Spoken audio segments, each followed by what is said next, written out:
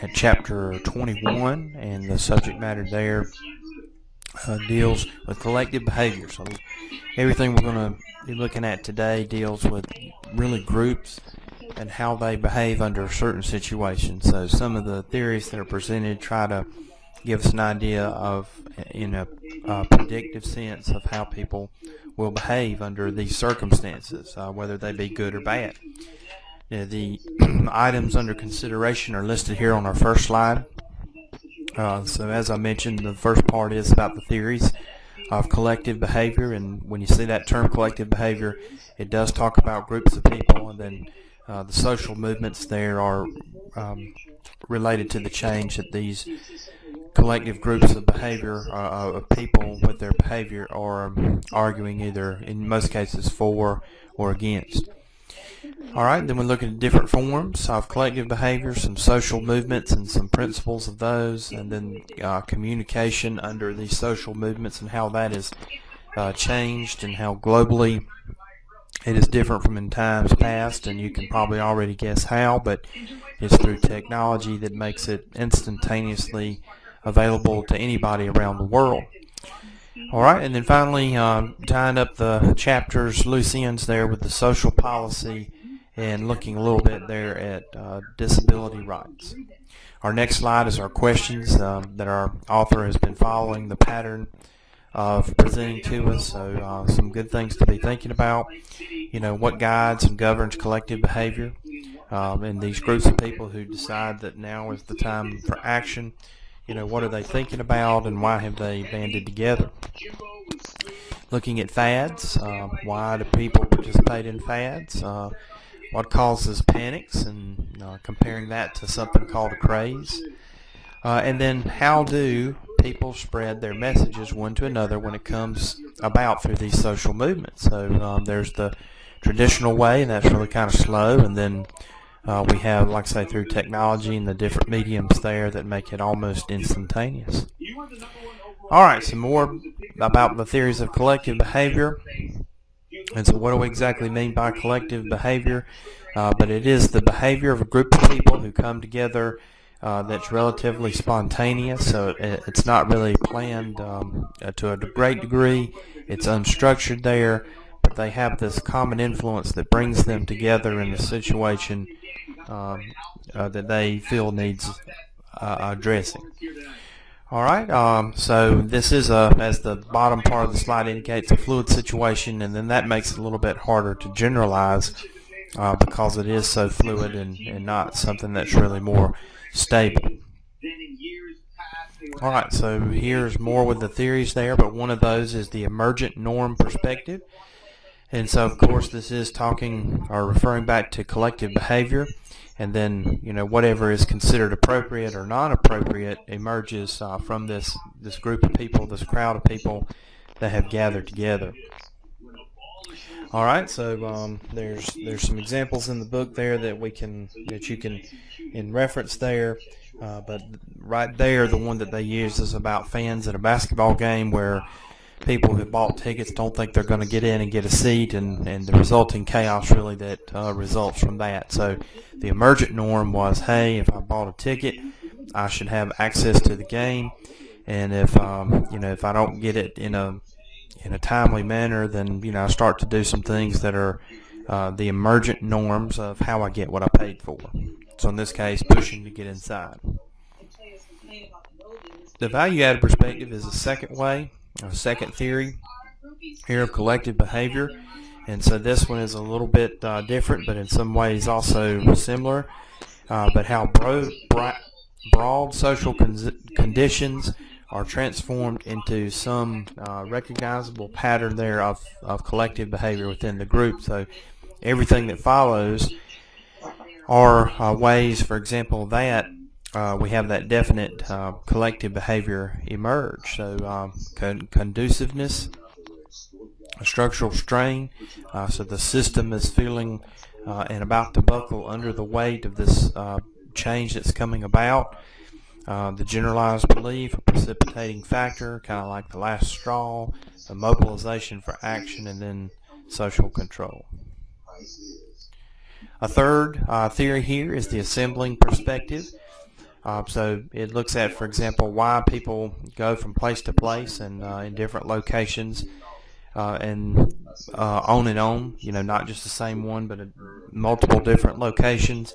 So that it really talks about the periodic assemblies versus the non-periodic assemblies. So scheduled times and for gatherings is under the periodic assemblies, and the non-periodic would be more like what we had talked about in the fluid type movement before of one of our other theories here under collective behavior. All right, a crowd is listed here next, and so that makes sense when we're talking about groups of people. So an aggregate is also another word it's not mentioned in our slides today, but it is sometimes used as a similar meaning word. All right, but a crowd is defined here, people who in close proximity there but share something in common. Maybe you can argue about how much they have in common, maybe not a whole lot of interaction, but at least they have some commonality, so that's where the not totally lacking in structure comment comes from. Alright, so even during wild times such as riots, participants typically are governed by identifiable social norms, and then they have different patterns of behavior. So you can think of maybe the LA riots of some 20 years ago, or other things very similar to that, in which we can apply some of these ideas to that. All right, so the emergent norm perspective suggests that maybe some of the wild behaviors that you see in these crowds or riots is because of the emergent norms, these new norms that seem to be acceptable to that group, and maybe that in other situations may not be acceptable. Maybe a good example of that is looting during riots. All right, disaster behavior. Of course, disasters, and these are really including both of man-made and natural disasters. We have a few following slides that make that distinction for us. But just a sudden event that really taxes a community's ability to cope with what's going on, and maybe they need additional help outside. So a lot of the current media and movies and things that we see are really something about a combination of man-made and natural disasters, and how we actually cope with that, how our entire way of life is kind of thrown into chaos, and very relevant to this part of the chapter right here. All right, so we have plans that are developed to respond to such emergencies, and have test runs of these plans, but sometimes when the actual event occurs, we find out we're not nearly as prepared as we need to be. All right, so here's two examples there, the World Trade Center and Hurricane Katrina. So one man-made, and the other there is a natural event. All right, so we can look at how in both cases there, how the response was, and things that were done right, things that were done wrong, and how people and organizations during that time, how their behavior was in predictable ways, and in some cases also unpredictable ways. All right, so even now I think there's even still some recovery going on for Katrina, some 8 years after the event. Fads and fashions are mentioned here on our next slide. And so fads seem to be temporary patterns of behavior that involve large numbers of people, and then maybe some of them fade away just as quickly as they arrive, so maybe kind of like a 15 minutes of fame, and then some do last quite a bit longer. Fashions there, so again it applies to a large group of people there, and typically things that are favored or accepted by society, generally speaking. Okay, a couple other terms here, crazes, or craze and panics. And so really the difference between them is, one, a craze you kind of gravitate or move toward. So many people are involved, maybe somewhat similar to what we saw with fads and fashions, something that people desire and want, and have no problem making that known. Whereas a panic is something that you're trying to get away from. So it may be a fear or something of that nature that people have, not necessarily a phobia, but something that you really don't want a part of. And the information that people have on it may sometimes not really be as accurate as it needs to be. Rumors, so information that again is not very fact-based or oriented, or tends to be that way, that not based in facts. And so this may reinforce some negative stereotypes or beliefs that people have about others, whether it be the media or different races or ethnicities or what have you.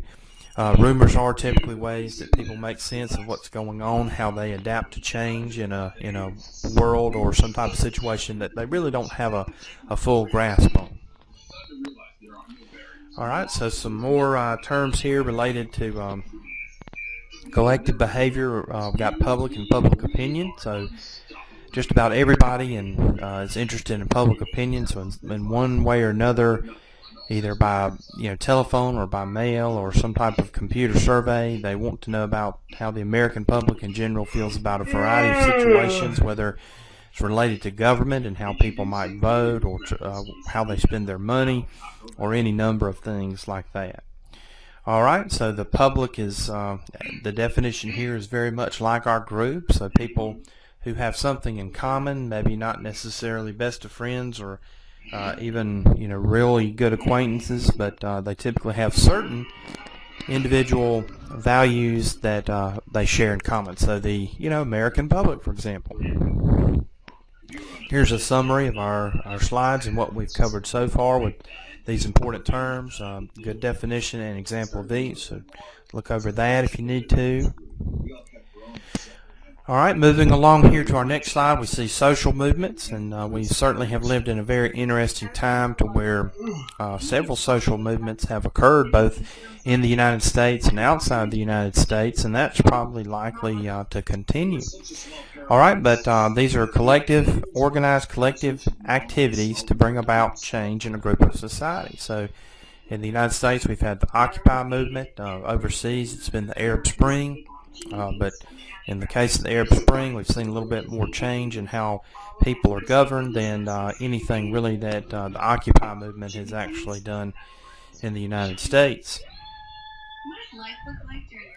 All right, so the relative deprivation approach is mentioned here on our next slide, but that is the feeling, the realization there of negative discrepancy between legitimate expectations and what is actually going on, the present actualities. All right, so before social movement really gathers enough steam, here in the slide it mentions there that people must feel, hey, that they have a right to their goals, and they're currently not at those goals. And then the second thing is they cannot achieve their rights or their goals any other way through conventional, normal means, and so they have to resort to something of a plan B, you might want to say, and the social movement is that plan B. So resource mobilization is where, for example, everything that a person or organization has at their disposal, money, influence, access to media or other information sources, workers, labor, and so on, they use that, for example, to get across their message and to obtain the rights that they feel that they're being denied. Now, for all this resource mobilization there, that has to really be under some sort of direction, and so that's what our next mention here on the slide is there's got to be somebody in charge of the organization and some type of leadership that really gets all these things in motions and sustains them. All right, now Karl Marx is also referenced here, but he believed that you would have to get the common worker there to overcome the false consciousness. So that is, really they don't see the total picture according to Marx or this, belief system. Instead of seeing who's really at fault, they would blame themselves, and that's the false consciousness he's talking about. All right, within gender and social movements, changing gears a little bit, but looking at another aspect of it, but women find it more difficult to be leaders in such situations and organizations than men do. And of course, gender is important and how these efforts are brought about. So new social movements listed here on our next slide, but they are the organized activities that promote autonomy, self-determination, and improved quality of life. So these are all where people take charge. That's what autonomy and self-determination have in common, is a belief that you can take charge of these things and make good decisions for oneself. Now, under these social movements, it's mentioned that they generally don't see the government as supportive of their efforts, and that's kind of an interesting aspect to take, in that governments help to really determine some things for you, so they would be in conflict in terms of the autonomy and self-determination, or at least the new social movements might have that feeling about it. All right, question time here on slide 21. Looking at an article here in the book related to India and women, and the aspect of social movements all tied and interwoven between. Why our social movements tend to be something where women participate greatly in India, and so we can also think of what would happen in the United States if groups that are typically powerless formed a similar social movement. Would it succeed? So maybe that is a good parallel back to the Occupy movement, and that did cause some chaos in many cities, but if they really would have threatened anything, say the stock market or any other activity, do you think they would have let that continue? Meaning the authorities in place, and was it just kind of allowed for a while, and then it just got to be irritating to those in charge, and then they just cleaned it up? So tend to think maybe unless it was more wide scale and many more people, it probably not going to succeed, and it's probably just part of the plan that someone else had and tried to make some sort of statement, and when it's made, then it primarily disbands.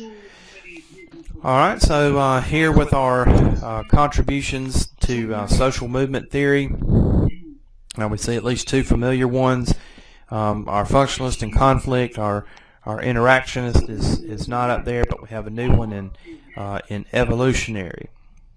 Alright, so those are some more ideas about social movement theory and how we can look at it.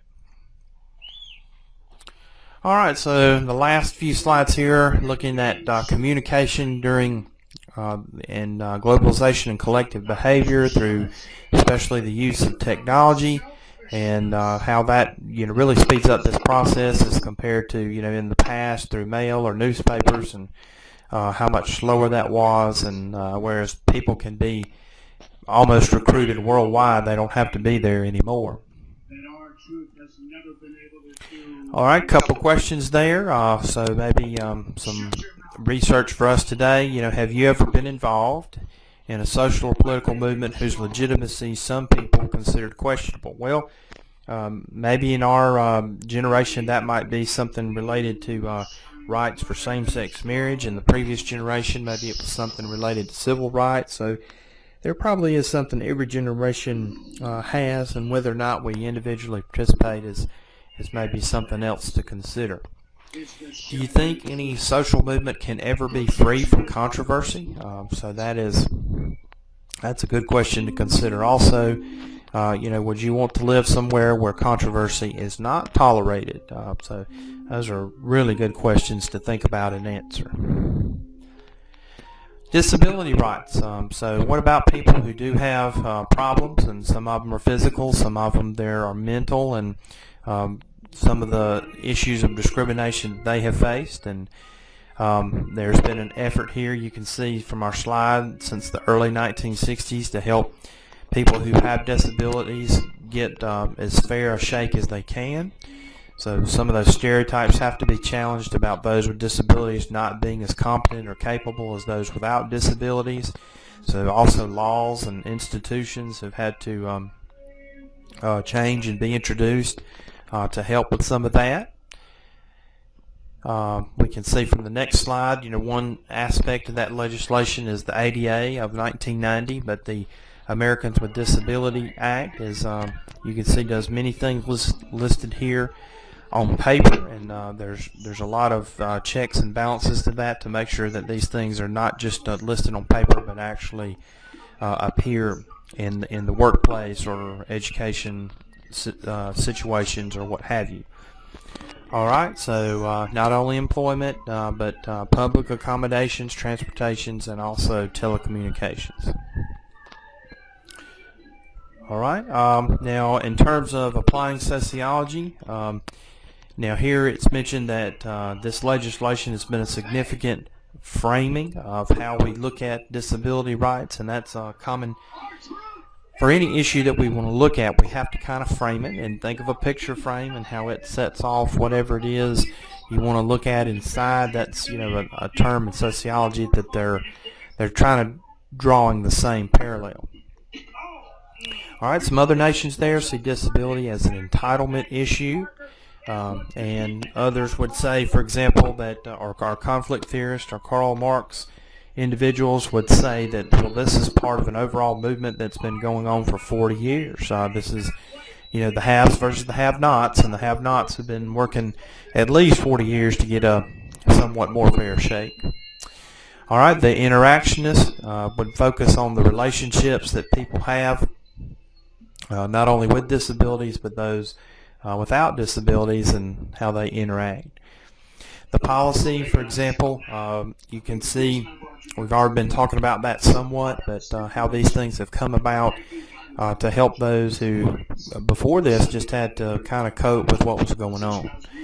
So another maybe minor example of this is basically the world is developed for people of an average height, and for example most things are generally for right-handed people. But if for example, if you were in a wheelchair and you could only be at that height, just imagine how much trouble you might have day in and day out getting some of the things or reaching for some of the things that you might want to get, say in a grocery store on a top shelf.